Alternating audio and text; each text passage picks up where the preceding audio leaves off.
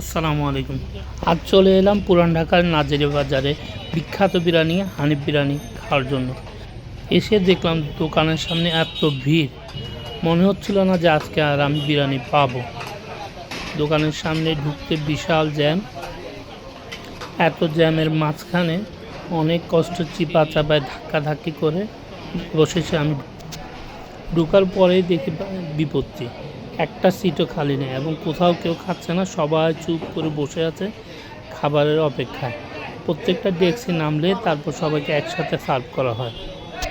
এই যে বড় ভাই বিরিয়ানি দেওয়া শুরু করলো, পরে শুনতে পেলাম দোতলায় নাকি জায়গা খালি আছে। তো তাড়াহুড়া করে চিন্তা করলাম দোতলায় যাই, দেখি এর মাঝখানে একজনের ডেস্কে নিয়ে আসলো বিরিয়ানি। প্রথমে ছবি তুলতে বাধা দিল, পরে বুঝতে পারলাম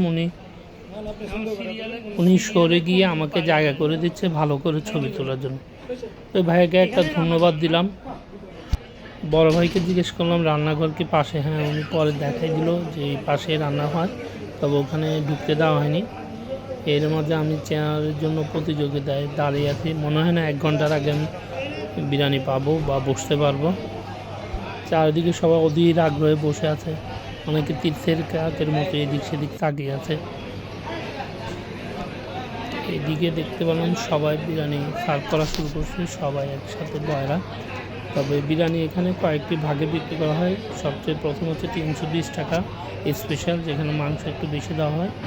তারপর হচ্ছে 280 টাকা ফুল প্লেট। তারপর হচ্ছে যে আপনার এটা 140 টাকা হাফ প্লেট। সাথে এখানে আপনারা পেয়ে যাবেন বোরহানি। এখানে একটা জিনিস বুঝতে পারলাম যে ওনারা সবাইকে যখন অর্ডারের সাথে সাথে দেন, সব টেবিল যখন ফিল আপ হবে তার সাথেই আপনার সবাই একসাথে বসার পর একসাথেই ওনাদেরকে সবাইকে দেওয়া হয়। অবশেষে অনেকক্ষণ দাঁড়িয়ে থাকার পর আমি বসতে পারলাম, কিন্তু আমাদের আরও 2-3টি সিট বুকিং ছিল, কারণ একটি আপু পাশে অনেক সময় নিয়ে খাচ্ছিল। বসার পর অন্য একজনের রিকোয়েস্টে আমাকে আবার স্থান বদল করে পাশের সিটে বসতে হলো। এরপর দীর্ঘ অপেক্ষা, কখন ওয়েটার এসে অর্ডার নেবে। অবশেষে একটা ফাঁকে আমাদের থেকে অর্ডার নেওয়া হলো।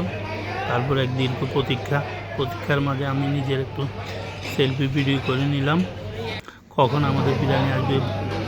অবশেষে সেই কাঙ্ক্ষিত মুহূর্ত আসলো, ভাইজান আমাদের জন্য বিরিয়ানি আনলো।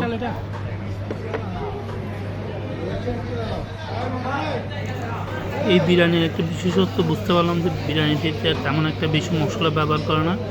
আমরা চট্টগ্রামের মানুষ খুবই মশলাদার বিরিয়ানি খেতে পছন্দ করি।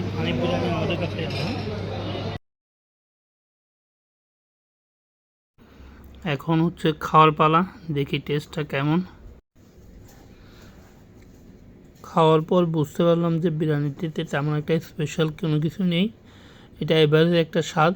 তবে মানুষ অনেক দূর দূরান্ত থেকে এই বিরিয়ানি খেতে আসে এবং বিরিয়ানিটি অনেক জনপ্রিয় এখানকার মানুষের কাছে। আজ এই পর্যন্ত, ইনশাল্লাহ অন্য কোনো একদিন দেখা হবে অন্য কোনো ভিডিওতে। আসসালামু আলাইকুম।